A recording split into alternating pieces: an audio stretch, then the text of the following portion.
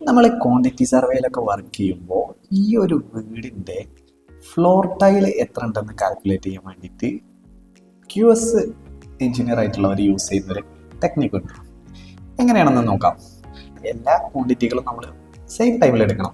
നമുക്കപ്പോൾ ഈ ഒരു ടൈലിൻ്റെ വർക്ക് എടുക്കുമ്പോൾ ഏതിൻ്റെയൊക്കെയാണ് വേണം? നമുക്ക് ഉണ്ടാവുക ഫ്ലോർ ടൈലിൻ്റെത് ആവശ്യമുണ്ട്, അതുപോലെ സ്കേർട്ടിങ്. അപ്പോൾ നമ്മൾ ഫസ്റ്റ് സ്റ്റെപ്പായിട്ട് നമ്മൾ ചെയ്യുന്നത് ഓരോ റൂമിൻ്റെയും ഏരിയ നമ്മൾ ഓരോ സ്ക്വയർ ആക്കി ബോക്സ് ആക്കി നമ്മൾ തരംതിരിക്കുക എന്നുള്ളതാണ്. അതിനായിട്ട് നമ്മൾ ഇവിടെ കാണുന്ന റെക്റ്റാങ്കിൾ ടൂൾ എടുക്കുക. അതിനുശേഷം നമ്മൾ എല്ലാത്തിനെയും ഓരോ ബോക്സ് ആക്കി ഡിവൈഡ് ചെയ്ത് മാറ്റുക.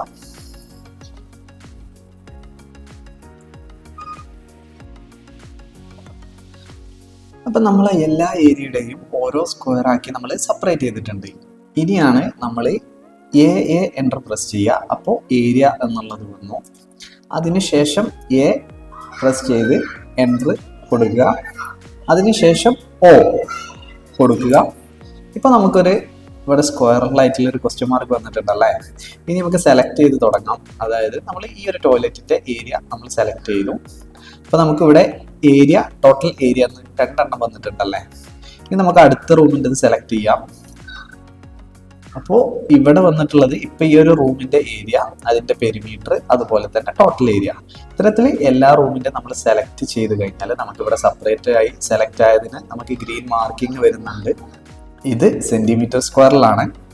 ടോട്ടൽ ഏരിയ നമുക്കിവിടെ കിട്ടിയല്ലേ. വളരെ ഈസി ആയിട്ടുള്ള ഒരു ടൂളാണ്. അതുപോലെ തന്നെ നമുക്ക് ഇനി ഇത് കിട്ടേണ്ടത് ഇതിൻ്റെ പെരിമീറ്റർ കിട്ടണം അല്ലേ. നമുക്ക് സ്കേർട്ടിങ് എത്ര വരും എന്നുള്ളത് അറിയാൻ വേണ്ടിയിട്ട് അതിനായിട്ട് നമ്മൾ ഈ ഒരു ടൂൾ ബാറിൽ മുകളിൽ പോവുക. ഇപ്പം നമ്മൾ സെലക്ട് ചെയ്ത് ഈ ഒരു കമൻറ്റിന് താഴെയുള്ള കോപ്പി ചെയ്തത് നമ്മൾ എക്സലിൽ പേസ്റ്റ് ചെയ്തതിന് ശേഷം നമ്മൾ ഫിൽറ്ററിൽ പോവുക. അപ്പം നമ്മൾ സെലക്ട് ചെയ്ത 10 റൂമിൻ്റെ ഏരിയ നമുക്കിവിടെ കിട്ടിയിട്ടുണ്ട്. അതുപോലെ തന്നെ പെരിമീറ്ററും. ഇതിൽ നിന്ന് നമുക്ക് സ്കേർട്ടിങ്ങും കാര്യങ്ങളും എടുക്കാൻ കഴിയുന്നതാണ്.